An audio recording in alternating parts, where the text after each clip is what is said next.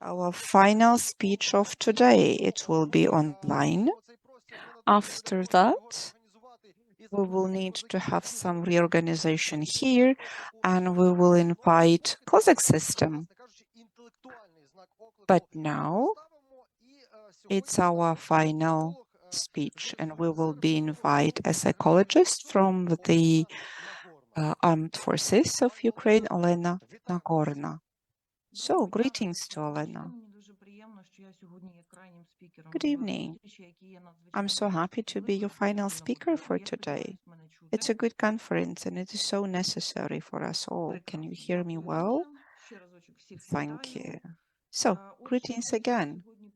Today I wanted to talk about psychological pressure on the family members of those who gone missing and who are in captivity. If you had an opportunity to follow the news, you will know that we are part of a very powerful operation. It is related to Belgorod. There's a territory where 63 of Ukrainian POWs were kept, and there was a hit. And the families of people who are kept or who have gone missing, they are in a dangerous situation because those who want to use their emotional state is large. And this is the tendency that our enemy uses before they want to do something important. They need such shocking content. And based on this, they will create the field, mental, psychological field for their operations. I will try to be brief. I think you already understand the tendencies. You work with this target group, you work with these topics, and the situations are quite repetitive. You understand the families of people who have gone missing or are held in captivity will be the object of pressure, exactly because of being in stress. Their cognitive functioning is not well. It's difficult for them to be rational. They will always want to do something else because they haven't done enough. And this is something which can be used when we look for the people who have gone missing, but provided that there is high quality social and psychological support and follow-up. Family members are highly emotional, very anxious, and that's why it's easy to manipulate them. In addition, they are information dependent. They are in many Telegram chats or various other information chats, and they lose the sense of origin, of sources. They don't understand whether this source is reliable or not. It is anyway difficult to define. And they just become consumers of information resources, which are immense. They usually use the most widespread channels of information. These are Viber, in Telegram. You can be anonymous. Facebook helps share this channel. So these are basically the primary channels that are used to share information that we work with. So the types of exploits or how these family members can be exploited. First of all, it's getting information, which could be intel. And could sound like it's too much, but it's exactly what it is. Though we had situations when people are just asked to go take a picture of something and they will get some information in return, or provide information about the person, about the unit where the person used to serve, and some information will be given to them. So they are very vulnerable to these masters of OSINT. And we will have some specific examples as well.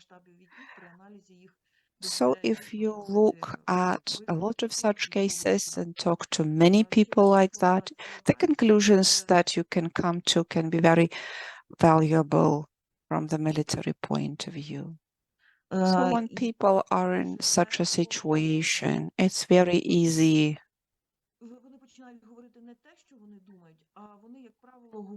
to have them say not what they want, but what people want them to say. They're even trying to guess what other people want them to say.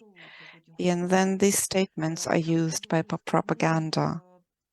Another difficult thing or complex form of exploitation is using these statements for repressions of their own the enemy's population or the people who live in occupied territories.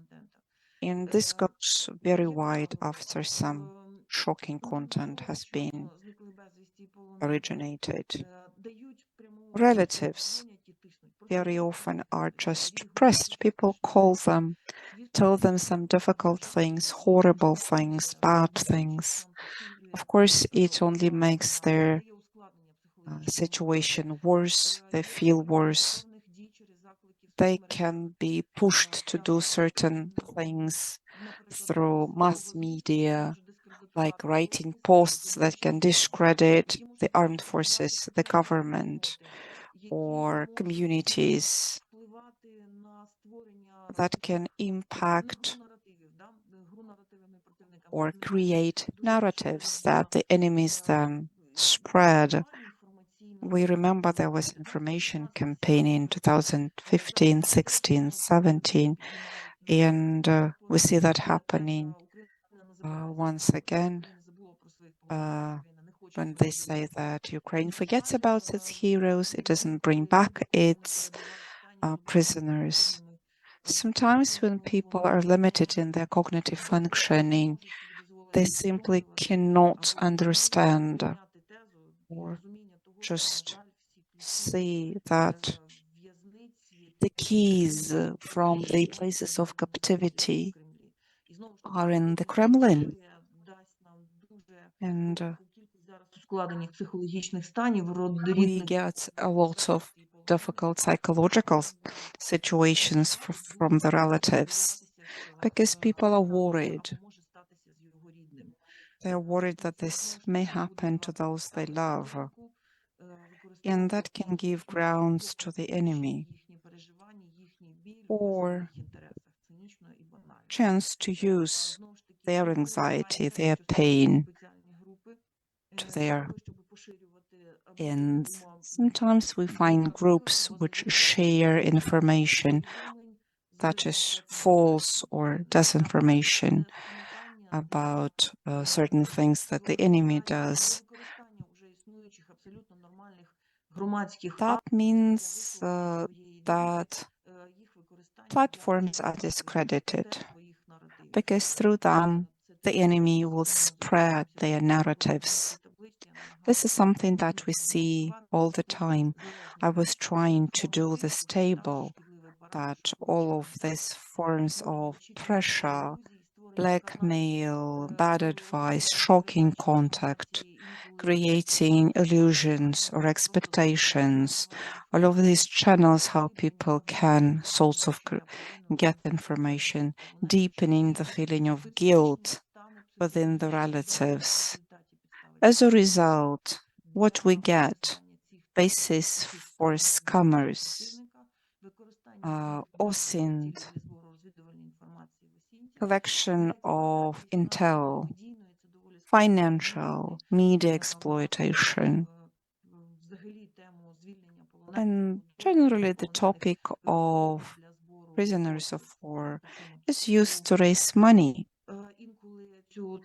And sometimes these are not just scammers who do that, but this can be people who don't understand. They don't realize what's happening, how this help needs to be prepared. We had instances when money was collected for food for the prisoners, because exactly this is something. This is not a problem. They have everything they need, the kind of diet that they need when they come back. Okay, then people are sometimes engaged into the activities to collect information. What risks are we facing? Family members provide information that both the scammers and the enemy can use. And this is the presentation giving you some of the examples of messages from Telegram, from Facebook, where family members provide all information, date of birth, the place where the person disappeared, information on where the person had served. Sometimes you get scans of their military documents. Then it is difficult for relatives to avoid communication with the sources, even if they are suspicious. Here you see examples of correspondence where people share information. You can see that it's quite clear this could be scammers. These are pictures which are identifiable. And then there is information saying that it could be the person who is missing. But these family members, even if they suspect this could be scammers, would still want to act from this hope and cling to these conversations and continue their communication with these unknown sources. Next is a lot of emotions, which are fed by this humanistic or emotional romantic contact. This is not a popular discussion, but still it is important. Here you see the examples of the situations when this way of applying pressure is used, and the consequences are very important. So these pictures, it's this screenshot from a video. It happened in 2015 when relatives of those who were in captivity were allowed to come to the occupied territories. They were not let go. They were only let go in 2017, although the meetings were organized in 2015. But this is so much stress, so much psychological pressure. And this is a typical situation. Down below, you see a picture for 2022 when a family was reunited. They love each other. A wife who went through all she could to get to her beloved ones, and now they're together, and they will live happily ever after. It's a very typical situation. And that could be quite a series of various types of content where a wife did all she could, and just because she loved, she could go to the occupied territory. There she could meet her beloved one. And the enemy uses that in their propaganda materials. And this series called Mother, it is very tender, very humane, but still it initiates some very difficult topics. It gives hope that if you go through all of the difficulties and get into the enemy's territory or occupied territory, you can set your beloved ones free.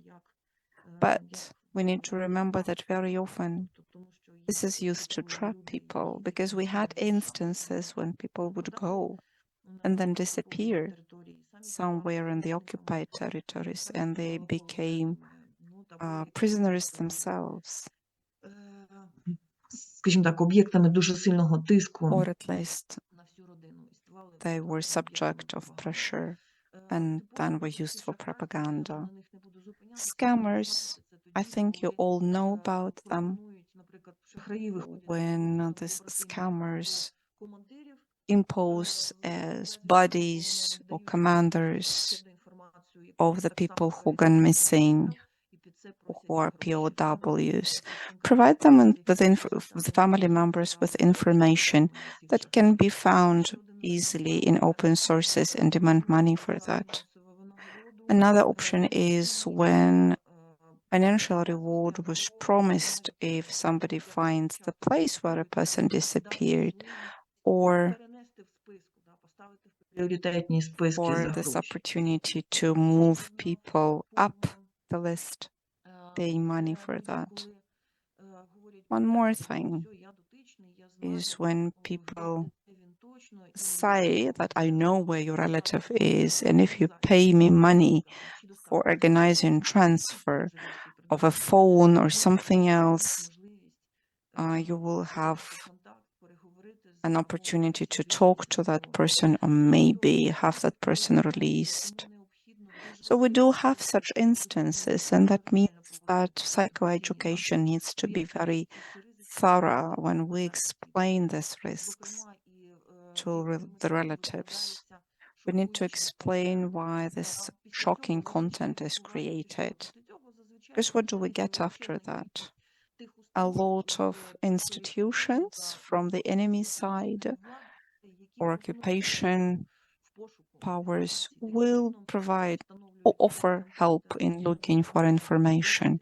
The established contacts and how they will be used then, it's a different question. And we talked about this. Так, доволі нетипова тема, але ми з нею вже стикнулися. Це коли під брендами відомих організацій, які Another topic which is quite popular, different organizations of professional character like psychological assistance and relief under their brands, different fake advice is delivered under their guise, even some harmful and hurtful information, which results in disruption of communication between family members or the people who have been released from captivity. And this is all done under the guise of truly professional and well-known organizations. And this leads to the fact that the typical mechanism of exerting influence is to put the family members into a particular condition, organizing additional emotional burden on them, shaping different kinds of anticipations or expectations in terms of what information they may obtain from respective fake organizations. This gives every ground for us to continue working with the family members in conditions of informational uncertainty and insecurity. If we explain what is happening, what may happen, this will definitely make these family members feel secure. So basically, what does it take when you explain all of these perils and dangers to family members? What family members have to do, the family members of those who are kept in prison, as prisoners of war, taken hostages, or people gone missing. So when different con artists or fraudsters approach them, reach out to them, when they try to exploit their mental condition and their situation. So we have to explain when they get in a highly critical situation that they cannot manage it on their own, we refer them on these different telephone numbers to the Special Coordination Center, which deals with all of the issues regarding prisoners of war, that the State Security Service of Ukraine, for them to identify all of the necessary information, to identify the circumstances that can become grounds and reasons to exert influence on these family members. Thank you very much indeed for your attention. I tried to be brief. If you have any questions, I will be happy to answer them. Thank you.